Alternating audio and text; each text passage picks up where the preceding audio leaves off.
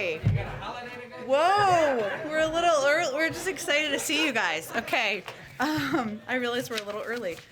So good afternoon, everyone. Take your time if people want to shuffle into their seats. I know this briefing is a bit later than normal, but we wanted to make sure we had a special guest who could join us. And Energy Secretary Jennifer Granholm is here for, I believe, her third visit to the briefing room with us. Second? Okay. Today she's here to speak about the president's actions to make 50 million barrels of oil available from the Strategic Petroleum Reserve to lower prices for the American people. We'll turn it over to her. She is a bit of a time hard out, so she'll take some questions, and then we'll send her on her way, and we'll continue to do a briefing after that. I will turn it over. So much. Hello, everybody. Happy Thanksgiving to you all. So let me just start by saying I felt so honored to join the president's cabinet because I know his deep desire to make sure that we are doing everything in our power to reduce burdens for real people and to give opportunity to American families. And top of mind, of course, as you have heard today, is making sure that every American has access to affordable energy, both at home and at the pump. And while our Energy Information Agency, that's underneath the DOE, it predicts that we are going to turn the corner in 2022, the fact is right now that energy prices at the pump and at home are too high. This administration realizes that people are seeing this every single day as they go to work, as they fill their cars with gas, and we also recognize who's hurt the most from this. Low-income families already spend up to 30% of their monthly income on fuel, on energy. And so any price increase for them in particular causes an undue strain, but it causes a strain on everyone, obviously. So to be really clear, obviously, the president does not control the price of gasoline. No president does. But what we're seeing right now is this global mismatch between supply and demand. Oil production is lagging behind as the rest of the economy roars back to life after the shutdown. So we in this administration are leaving no stone unturned as we examine the market to figure out what's behind the high prices. And that's one of the reasons why the president sent a letter to the FTC last week to ask them to investigate why there is such a huge price difference between the price of unfinished gasoline and then the average price at the pump. And he explained that a little bit in his remarks earlier, but if historical averages were true, today people would be paying about 30 cents less per gallon at the pump based upon the differential between unfinished gas and gasoline at the pump. So he's asked for the FTC to take a look at this. But this administration has been looking at every single tool that we can use to shield families from the rising costs of fuel. And, that's why the LIHEAP funds is a very important tool for low-income home energy assistance. The American Rescue Plan has additional funds to be able to help families pay their utility bills this winter.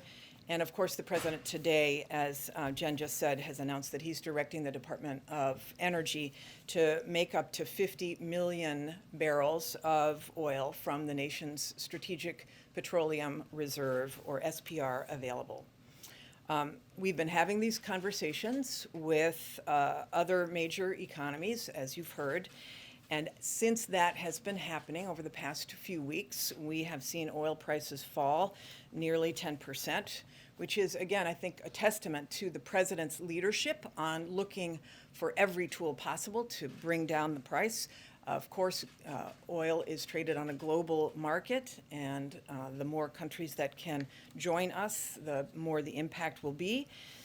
In response to the president's announcement, clearly, the Department of Energy is moving to make two slugs of oil available. One is 32 million barrels from the SBR available through an exchange.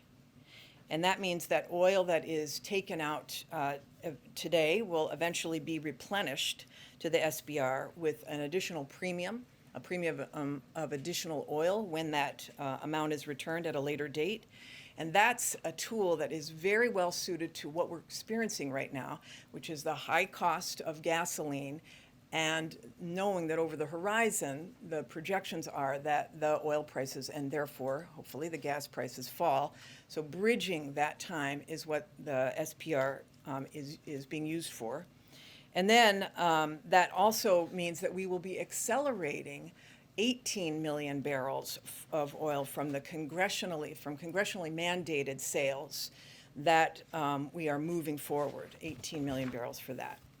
So we're taking these steps, obviously, because we have to meet the immediate need of affordable energy and protect families from further pain at the pump. Oil prices have not been this high in 7 years.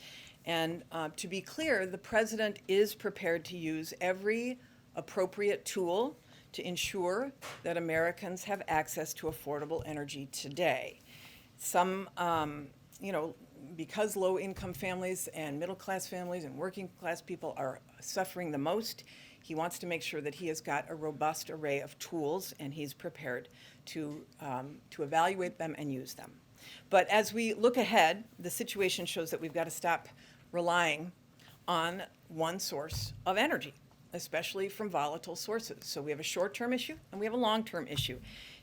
Relying upon volatile sources or relying upon fuel from countries that may not have our best interests at heart hurts the American people in the long and in the short run. So it's why we're working faster than ever to diversify our energy, to add more clean energy. It's why the president's vision of building out clean energy sources like solar and wind and hydropower and geothermal and advanced nuclear, that is the answer. That is the best strategy long term to protect American consumers from these energy price shocks. The bipartisan infrastructure law that was just signed is going to expand our infrastructure related to clean energy, the electric grid, so we can integrate more clean sources. It's also going to, that bipartisan infrastructure law, as you know, is going to help build a nationwide electric vehicle charging network.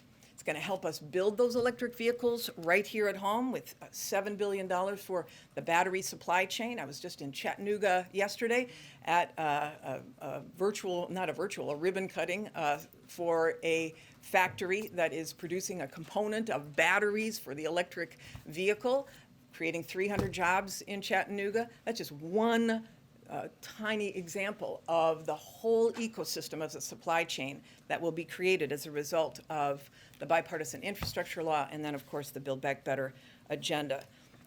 Just one other thing, the bipartisan infrastructure law also invests $21 billion in demonstration projects for technologies like clean hydrogen and advanced nuclear that will put people to work in every pocket of the country. And then, of course, what's really going to help us escape these energy price shocks in the long haul is the second part of the president's agenda, which is the Build Back Better agenda. And because the clean energy tax credits in that agenda will help Americans save an estimated $9 billion per year in energy costs. It'll make electric vehicles and other clean technologies accessible to every American.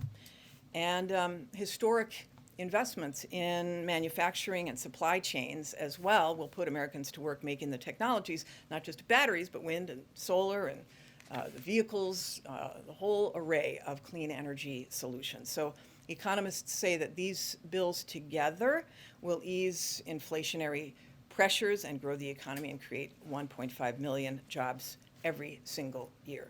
So we're laser focused on ensuring all of these benefits are realized as we aim to achieve the biggest thing that America has ever done to address the climate crisis. Our administration is deeply committed to tackling this existential threat by transitioning to clean energy while at the same time making sure that every American has access to affordable energy. So thank you so much. Happy to take your questions. Okay, let me just say, I think it would be helpful if you guys go sit in some of the seats that are open, if you don't mind, since there's some open seats, would be great. Okay, Josh, why don't you kick us off? Secretary Granholm, thanks so much for doing this. EIA says domestically we're producing about 11 million barrels of oil a day on average. That's down from 12 million in 2019 pre-pandemic. Why hasn't domestic production returned in a way that would lower prices? Yeah, this is a great question, a really great question. We have 250 fewer oil rigs that are functioning today than we did before the pandemic. And yet, the oil and gas industry has leases on 23 million acres of public lands on and offshore. Over 9,500 permits have been issued that are not being used. At the same time, the energy industry is making enormous profits. They're back up to above where they were before the pandemic started. So they have taken advantage of that moment, the profits, to be able to engage in shareholder buybacks, for example. But we want to encourage them to increase supply. We want supply to be increased both inside the United States and around the world so that we can reduce the pressures at the pump. So just to check, you're saying that U.S. companies have not necessarily returned to production? Have not returned to production. They have not. In fact, there are 150,000 fewer workers in oil and gas today. It was over 200,000 people who were working in the industry before the pandemic. They have not rehired people. They have not turned on the rigs. They have not taken advantage of the permits that they have on the land that they have. April. Yes, Madam Secretary, as you talk about supply and demand, and as that was part of the issue for this spike in gasoline prices and energy prices, COVID is here. COVID is part of the blame, and you just kind of talked about that pre-pandemic versus what's happening pandemic. COVID is expected to stay. How do you marry the distance between what's happening now with U.S. production, COVID, and trying to keep prices down as prices are going up? Yeah, April, it's a great question. This is why what today's action was so important. We recognize, obviously, that there will continue to be spikes. However, this administration has been very aggressive, obviously, about getting people vaccinated, and that's the ultimate answer. But as we know, and as the Energy Information Agency has projected, the price of gasoline will come down, what they project to be below $3 a gallon in 2022, early 2022, and continue to ratchet down bit by bit. What we want to do with today's action is to bridge the gap between the high prices today, try to reduce it as much as we can within our power by increasing the supply that we have access to, as we move through and the market then corrects itself and hopefully increases supply from the private sector. And a follow-up. You said your effort is primarily targeting working and low-income families. What do you say to those families who are feeling the pinch right now at the pump? Prices are very high. Yeah, no doubt. This is why the president has been really thoughtful about this. I mean, this is, we've looked at every angle of what the tools are to him. He feels so strongly that all Americans are feeling the pinch as a result of gasoline at the pumps, and short term, we have to do everything in our power, and that's why we have the Strategic Petroleum Reserve. But he also feels very strongly that long term, the strategy really is to go clean. I mean, right now, the price, for example, of solar and wind is cheaper than in most places in the country because it's free fuel than more traditional sources of energy. So he wants to bridge that time and double down on investing in clean while creating jobs, but do what we can within our power to lower the cost today. Thank you, Madam Secretary, for doing this. There are various figures about this, so I'm curious if you know, how many barrels of oil does the U.S. consume per day? I don't have that number in front of me, So sorry. some suggest it's about 18 million, which would suggest you're releasing less than 3 days' worth of supply from the Petroleum Reserve. Why is that enough? Well, what we are doing, plus what other countries may be doing, which will be less than what we're doing, because we have the largest amount of strategic petroleum reserves, we believe will be this bridge. I mean, the Energy Information Agency has said, for example, that in December, this is what they have projected. Now, again, it's probably more of an art than a science. Projecting is subject to a lot of different volatility, but that in December, the price will be $3.19 a gallon, and then in January continue to go down. So this is really a question about a short-term strategy that allows us to make this bridge. So it's not, we're going to not supply all of the oil for 3 days, obviously. We will be releasing it over a period of time, and we will have a certain amount that each particular cavern is releasing. But we're not saying that we're going to be supplying all oil for the country. We're just going to try to do what we can to temper. And it's coming over several weeks then, you said? It will be. Well, first of all, we are not going to release it all at once. It will be thoughtfully done over the next bit of time, and it will be dependent on those who bid. So that takes a little bit of time to do. But listening to you just now, it sounds Yes. like you're saying price is going to hit a certain amount in December and then down into January. Yeah, it'll it hit will be lower over a mark. few weeks. It'll be over. So we're looking at increased prices continuing through the Christmas season. Well, we're hopeful that this will, because it's increasing supply and it's the largest effort ever, we are hopeful that there will be a lid. Although some of this honestly there has been movement on oil. The price of per barrel has dropped about 10% since this conversation started and was out there. So we're hopeful that prices will be stabilized and start to move down.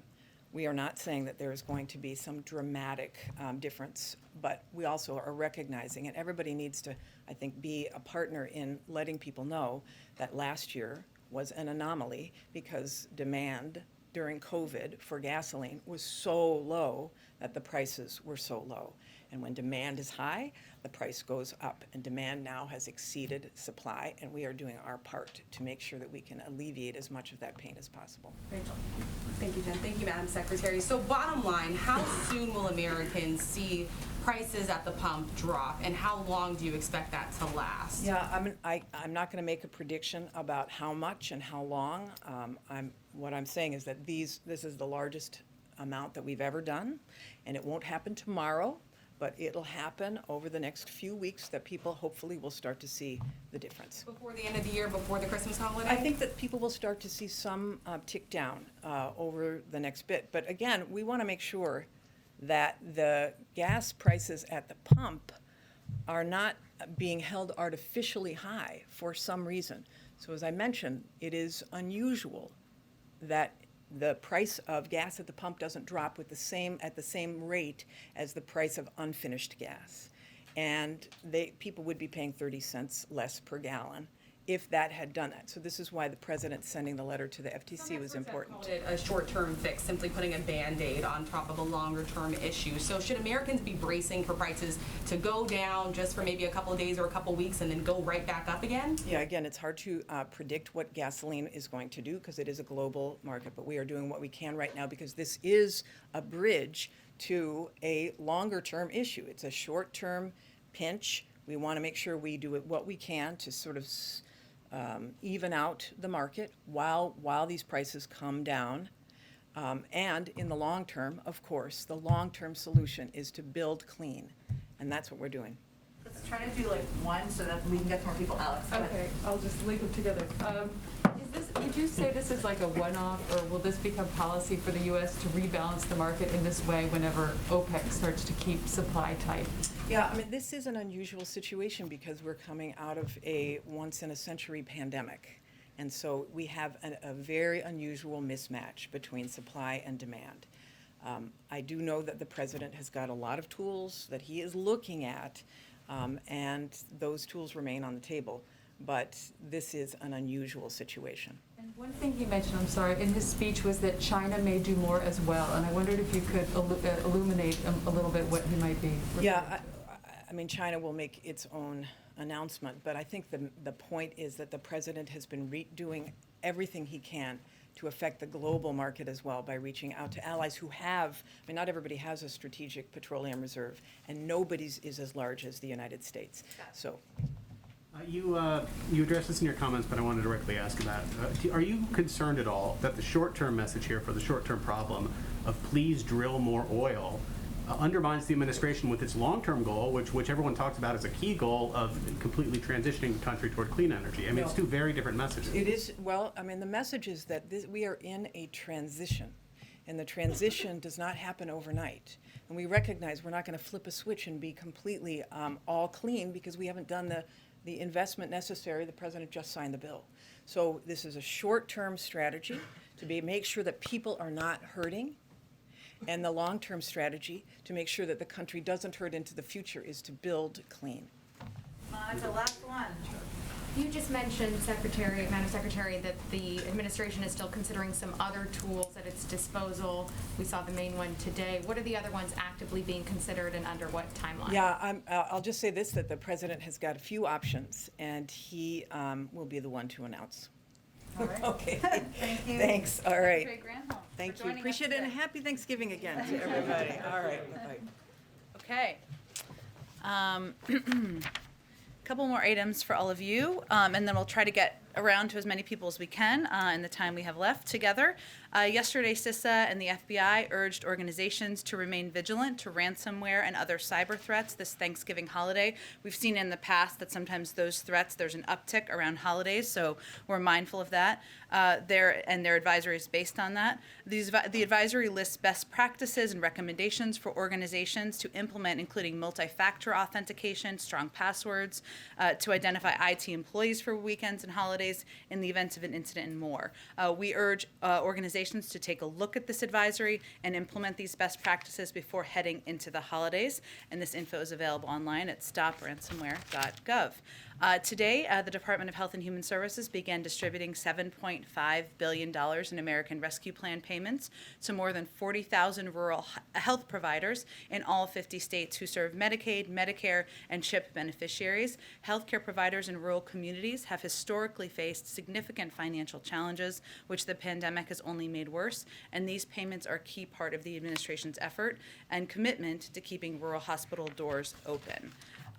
Also wanted to note, as we gear up for Small Business Saturday this week, go to your local small businesses on Saturday, give it a little plug. We have good news from Etsy, which represents over 5 million small businesses. The Etsy CEO, Josh Silverman, said that Etsy sellers are, quote, well-positioned to meet customer demand. And according to survey data, Etsy small businesses are, quote, less concerned about supply chain challenges this year than they were last year. And Small Business for America's Future, which represents a network of 80,000 small businesses, says their owners are prepared to handle increased demands of the holiday season. In addition to these strong reports from small businesses, major retailers like Dick's Sporting Goods and Best Buy are also ready for Black Friday and the holiday season. Today, the Best Buy CEO said, quote, we are looking forward to a strong holiday season and believe we are strongly well-positioned for both what tech customers want and fast and convenient ways to get it. With that, Josh, do you have any more questions? I have just two more quick ones. First, what's the status of FARC? Is it being delisted as a terrorist group?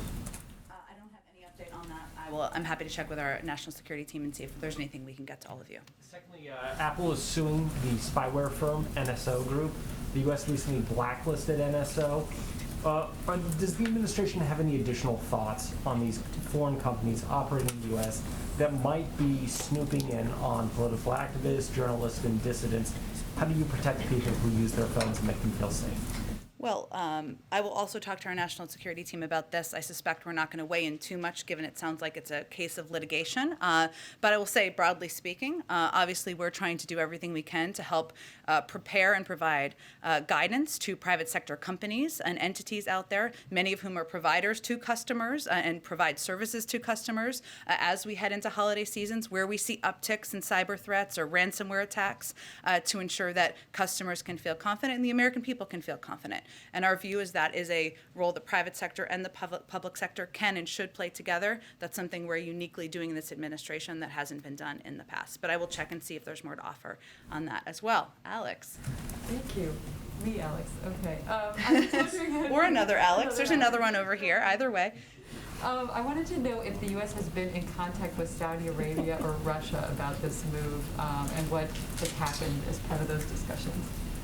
We have been in touch with OPEC member countries. As you know, there's an OPEC Plus meeting coming up next week, and we are certainly aware of that and mindful of that. We've been clear that our preference was producing countries take action, but we were clear we would also use tools, our own tools, to take action, meaning we were asking for an increase in supply, but also made clear in our conversations we would use our own tools as needed. As you know, we're not a party to OPEC Plus, and we, of course, can't speak to them, but we know that the world needs oil supply to meet the growing demand as the world emerges from the pandemic. OPEC Plus has said they will release an additional 400,000 barrels, and our hope and expectation is that they will continue and abide by that commitment when they meet next week. Go ahead, Jeff. The reserve was created for emergency purposes. Does the president believe that this is an emergency of an energy sake or more of a political crisis?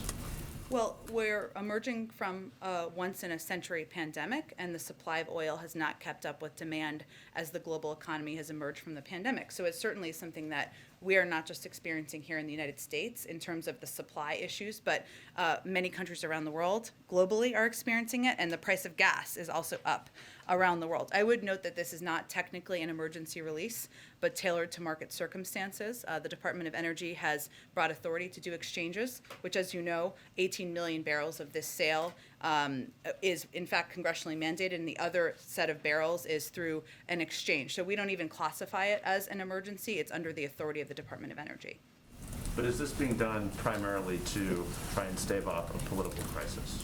This is being done in order to use every tool at the president's disposal to lower the price of gas for the American people. And it follows a step he took last week where he sent a letter to the FTC asking them to look into what we see as a concerning trend where there's an increase in supply of oil and not a decrease in the price of gas, something he's asked the FTC to look into because that's not aligned with what our expectation or the American people's expectation should be.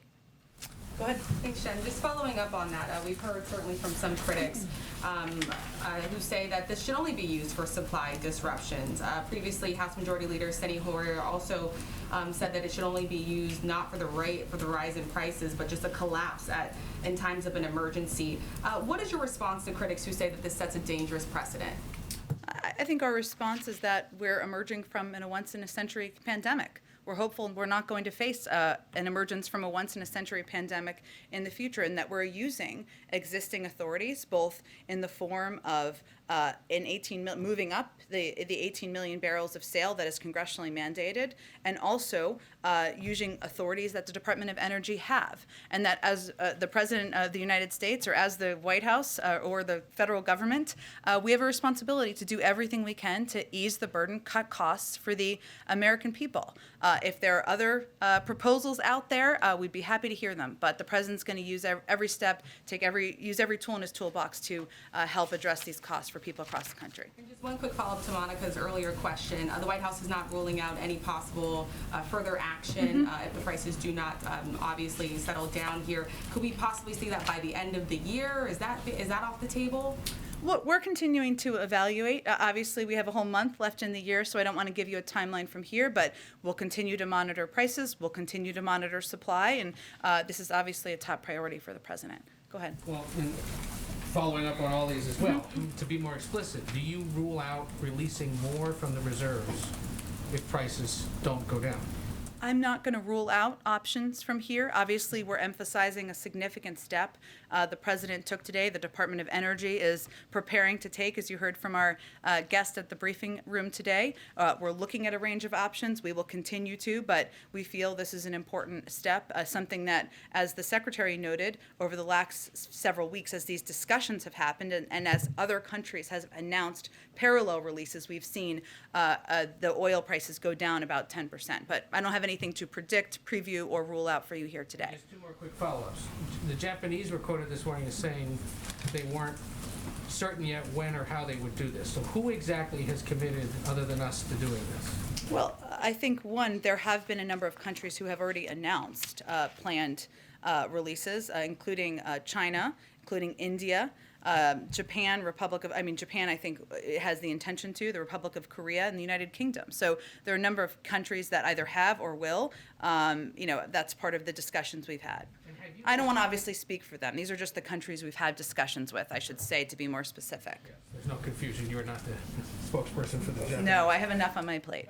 And then, just real quick, you keep mentioning, and others have mentioned this letter from the FTC, or to the FTC. Yeah. Have you heard back from the FTC? They're obviously an independent actor, and we will let them speak for themselves. I would point you to the fact that we sent a letter to them earlier this year where we expressed a concern about kind of monopolies or oil conglomeration of oil companies. That's something they responded and took action, but I would point you to them for any intention of their response. Go ahead. Thanks, Jen. A couple days ago, President Biden was in Michigan, and he was thanking Congresswoman Rashida Tlaib for the passport into her district. Now she is supporting legislation that would release all federal prisoners within 10 years. Would the president ever support that? Well, the president did enjoy visiting Michigan and visiting Congresswoman Tlaib's district, but let me be absolutely clear. The president does not support abolishing prisons. He does not support defunding the police. He thinks measures like that will make us less safe, and he would not support legislation that includes it. What he does support is effective and accountable community policing and a fair justice system, and he supports investment in public health, education, the environment, housing, community-based programs. But he knows there are steps, and he believes there are steps that we know are going to reduce crime and make our neighborhoods safer, but that is not one of them in his view. Another topic. Would the president ever apologize to the acquitted Kenosha shooter Kyle Rittenhouse for suggesting online and on TV that he is a white supremacist? Well, let's be clear what we're talking about here. This is about a campaign video released last year that used President Trump's own words during a debate as he refused to condemn white supremacists and militia groups. And President Trump, as we know from history, and as many of you covered, didn't just refuse to condemn militia groups on the debate stage, he actively encouraged them throughout his presidency. So, what we've seen are the tragic consequences of that. When people think it's okay to take the law into their own hands instead of allowing law enforcement to do its job. And the president believes in condemning hatred, division, and violence. That's exactly what was done in that video. But if you're saying that it was just a campaign video, it wasn't. The president also gave an interview where he said this Rittenhouse was part of a militia coming out of Illinois. Have you ever heard this president referring to Trump say one negative thing about white supremacists? These are all things, none of this was proven in the trial. And Kyle Rittenhouse is saying that the president had actual malice in defaming his character. Is that what happened here? The president spoke to the verdict last week. He has obviously condemned the hatred and division and violence we've seen around the country by groups like the Proud Boys and groups that that individual has posed in photos with. But beyond that, I'll leave it to his comments around the verdict. And then just one more topic. What message does it send to the middle-class Americans President Biden says that he's trying to help, who are struggling this week to cover the cost of the most expensive Thanksgiving ever, that the president is going to take a few days off at a billionaire's compound in Nantucket? Well, first I would say, I don't know if you've cooked a turkey before, but a 20-pound turkey is a pretty big turkey. I think we can all agree. They're about $1 more. So not to minimize that, any increase in prices is something the president is concerned about, as is evidenced by his announcement today and as his efforts to push forward on additional relief for the American people. But I just want to be clear that there are abundance of turkeys available. They're about $1 more for a 20-pound bird, which is a huge bird if you're feeding a very big family. And that's something that, again, we've been working to make sure people have more money in their pockets to address it as the economy is turning back on. But the president said today that he was sent here to look out for these working and middle-class families who are strained right now. So what should they read into him leaving now at this time of great personal financial hardship for so many to go to Nantucket for the week? Well, first I would say, Peter, that I hope you're spending time with your family. I'm spending time with my family, and I hope everybody in here is spending time with their families. This is a time to put politics aside, spend time with your loved ones, and talk about what you're grateful for. I will also tell you from spending some time working for this president and a past president that you are president no matter where you are. He will conduct his work from wherever he is, on any vacation, on any time he is in Delaware, at Camp David, or wherever he may be spending time with his loved ones. He has secure phone capabilities. He has staff traveling with him, and I think the American people can be assured that he will continue to press to lower their costs and ensure they have more breathing room. Go ahead, Monica. Jen, I'm curious because of the president's comments about the deadly events in Charlottesville being an inspiration for his decision to run for president. Has he been following the Unite the Right trial, and is there any White House reaction to the partial verdict today? I'm not going to comment on it until there's a final verdict, nor will the president. I will say, obviously, it's been covered extensively on television, so I'm sure, like many people, he has seen some components of it as he's gone about his duties from the Oval Office.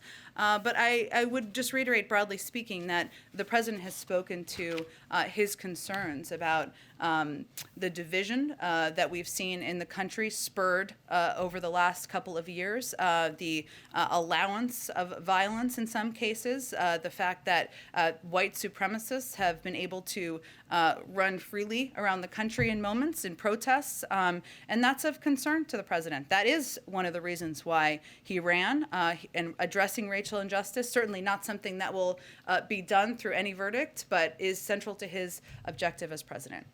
COVID, we're seeing numbers again with cases rising.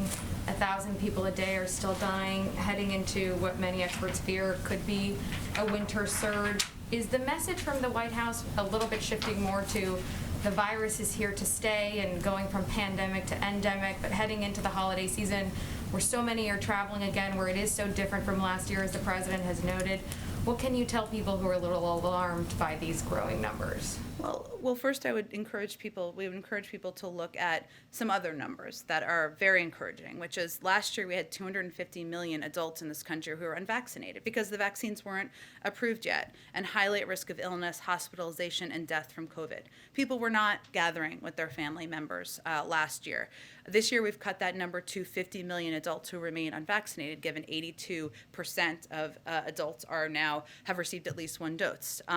We now have vaccines that are accessible, they're free, they're convenient, they're life-saving. And we now have vaccines for kids as people are thinking about gathering with their children and young ones or grandchildren, et cetera. So things are certainly different than they were 1 year ago. And boosters are readily available. And we've dramatically scaled up testing and millions of rapid tests. So I would encourage people to look at the fact that now that vaccines are readily available, something 82% of the country, adults, have taken the opportunity to get vaccinated.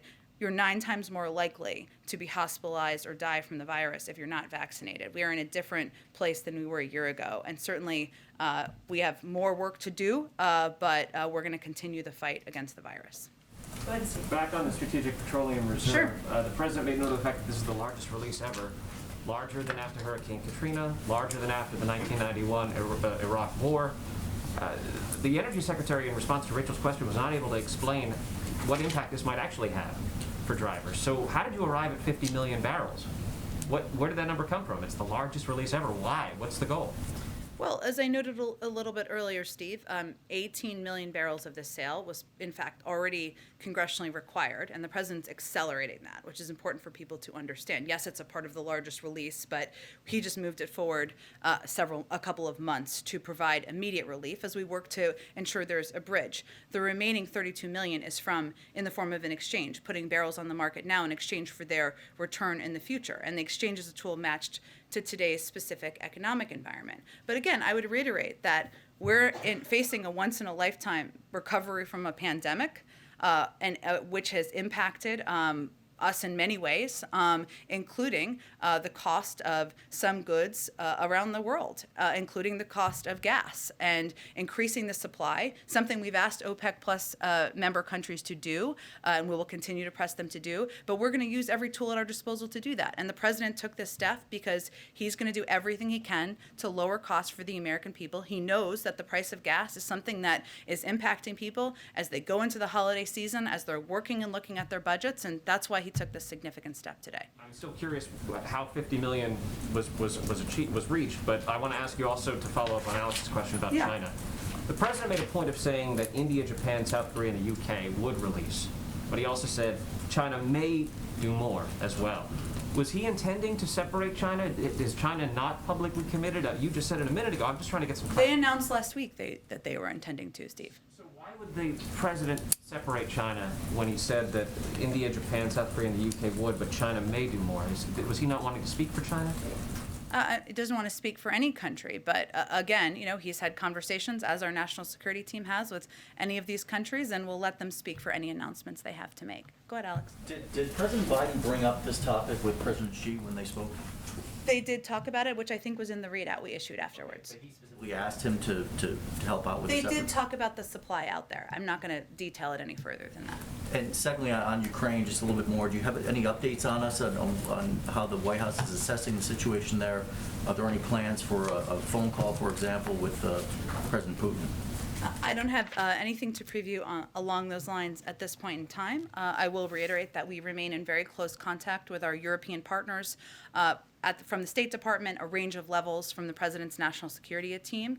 While I have nothing to announce or preview today, I would just remind you all that we announced we'll be sending more than $60 million in security assistance during President Zelensky's visit to the United States earlier this year as part of the U.S.-Ukraine Strategic Partnership Agreement, and we have sent more than $400 million overall this year to support Ukraine's sovereignty. So I just wanted to note that, given that was some time ago, but that is something that we had committed to during that meeting, and we've repeatedly demonstrated under this president's leadership that we are willing to use a number of tools to address harmful Russian actions. And that is something we will continue to convey, obviously, through direct conversations and in coordination with our European partners as well. But just to follow up on that Ukraine question, Sure. Ukrainian officials have publicly called for more U.S. weaponry to help them defend themselves. And is the administration willing to do that? And would the U.S. provide military advisors to aid the Ukrainian government? We are in close touch with the Ukrainian leaders, but I don't have anything to preview today. Go ahead. White House officials have previously said they think inflation is transitory. Is that still the view of the White House right now? That's the view of the Federal Reserve and outside economic experts, most importantly. And secondly, in terms of gas prices, you talked a lot about bringing them down. Is there a specific price per gallon at the pump that the White House is aiming to get to or would be satisfied to see? We just want to continue to lower it, and we'll look at a range of tools to do that. I would note that because, as Secretary Granholm touched on, because of the discussions around the parallel release of the Strategic Petroleum Reserve, we did see a 10% decrease in the price of oil. That has not translated to a reduction of the price of gas, hence the president sending the letter to the FTC. And I would note that record oil profits and oil CEOs bragging about the profits they make from the price of gas certainly sends the message that something isn't quite right there. So point is, there's a number of steps that the president will continue to press on and push on, but I'm not going to make a prediction of where it will be. Go ahead. Thank you, Jen. Two questions, if I may. The State Department is urging Americans to leave Ethiopia, none of commercial flights that remain available. You have to leave now. Now is the time to leave. Two State Department officials said yesterday, the military will not be deployed for mass evacuation. Should we consider that diplomacy has failed or is failing in Ethiopia? The president, the State Department is simply conveying directly to American citizens who wish to depart that they need to do so while commercial airlines are still up and functioning. I got to just keep moving because we're going to run out of time. Go ahead. I'm sorry. I have to just keep going on. Go ahead. You announced yesterday that 95% of federal workers who are covered under the president's COVID vaccine requirement have complied. I'm curious about which agencies have the highest compliance rate and which have the lowest. The good news, if you're working tomorrow, is that OMB is going to release a chart that gives you all of this sort of data tomorrow. They just needed a little bit of time to compile everything together, but we'll have that out tomorrow, and you'll see for yourself. Do you know if that data will specify how many people at each agency requested a religious exemption and how many got one?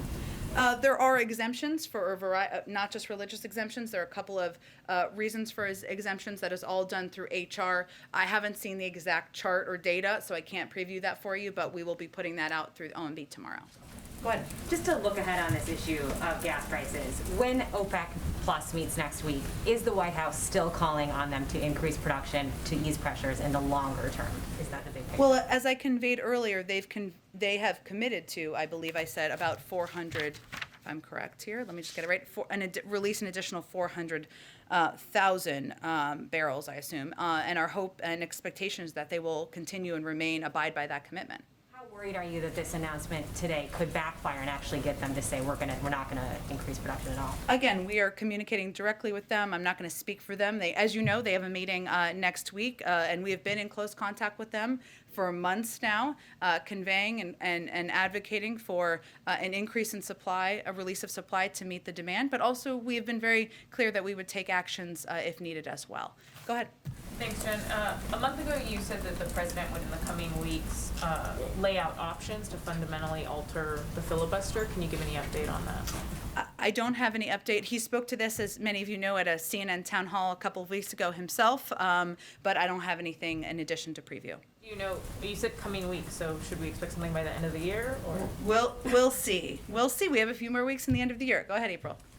Jen, you spoke previously about the divisions in this nation as it relates to recent trial verdicts. What does this administration have to offer or say as we await the verdict in Georgia in the McMichael Ryan case? I'm not going to speak to any case that is where there has not been a verdict. And I'm sure we will have a comment once there is. But I will say broadly, April, that of course, as we've watched over the not just last year, obviously long before that, last few years, and we have seen violence on the streets. We've seen people lose their lives. The president has spoken himself many times to the case of Ahmaud Arbery. And while we're not going to speak to the particular and ongoing trial, I would point you to a long array of comments he's made about his horror in that case. And as it was asked earlier, one of the reasons he ran for president, as you've all heard him speak about, is to help bring the country together, to help address racial injustice in this country, help do that through whatever role the federal government can play. Doesn't expect that to be all done in the first year, but we're going to continue to press forward. Thanks, Jeff. Okay, great. Thank you. Oh, okay, Francesca, go ahead. One more. Thank you very much, Jen. President Biden, you, other members of the administration have repeatedly told Americans that wages are up, unemployment is down, the shelves are being stocked, and that the administration is working to address rising prices, including in a speech that the president gave today. So why does the White House think that its messaging isn't convincing many Americans that the economy is getting better? Well, I've spoken about this a little bit in the past, but I would say that, one, we're still in the middle of fighting a global pandemic, and people are sick and tired of that. We are too. And it impacts how people are living their lives, their fear about sending their kids out the door, about going to work. It's impacting. The economy is just turning back on again, and we're seeing the impacts of that, whether it relates to the ability of unsticking the bottlenecks in the supply chain, or it relates to the rise in gas prices. The important thing for the American people to know and understand is that the president has a plan to address these issues, whether it's the action he took today to take one of the steps, in his view, we can take to lower the price of gas, or the steps he's anti-competition, the steps he's taken to address meat conglomerates who are making record profits and rising the price of meat out there, or whether it's the Build Back Better agenda that will help lower costs for working people. And what I think you're going to see us do more and more is draw the contrast. We have a plan to address these issues, lower prices for the American people, and we're not seeing a lot of ideas on the other side. So that's what you'll preview for when we come back from Thanksgiving. Everyone have a happy Thanksgiving with your families. I'll look forward to seeing you, or I'll be here tomorrow, but we won't have a briefing. But all right, bye guys.